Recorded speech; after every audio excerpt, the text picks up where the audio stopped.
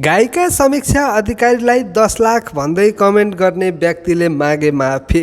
दर्शकबिन गायिका समीक्षा अधिकारीले सामाजिक सञ्जालमा राखेको भिडियोमा जोभन्दा 10 लाखमै सकिएको होइन र भन्दै कमेन्ट गर्ने अशोक कोइराला नामका एक व्यक्तिले माफी मागेका छन्। समीक्षाले उक्त व्यक्तिको फेसबुक प्रोफाइलमा रहेको श्रीमती र 2 छोरी सहितको तस्बिर सार्वजनिक गर्दै उहाँको पनि 2वटा छोरी रहेछन्, मैले जस्तो बेइज्जती सहन नपरोस् भन्दै पोस्ट गरेकी थिइन्।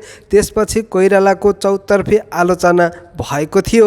पछि उनले म्यासेज मार्फत माफी मागेका छन्। साथै उनले भेट हुँदा 2 हात जोडेर माफी माग्ने र आउने दिनमा यस्ता गल्ती नदोहोऱ्याउने बाचा समेत गरेका छन्। समीक्षाको पुरानो घटनालाई लिएर अहिले पनि केही व्यक्तिहरूले सञ्जालमा यस्ता खाले कमेन्टहरू गरिरहेका हुन्छन्, तर उनले अहिले अति भएपछि तस्बिर सार्वजनिक गरेकी हुन्।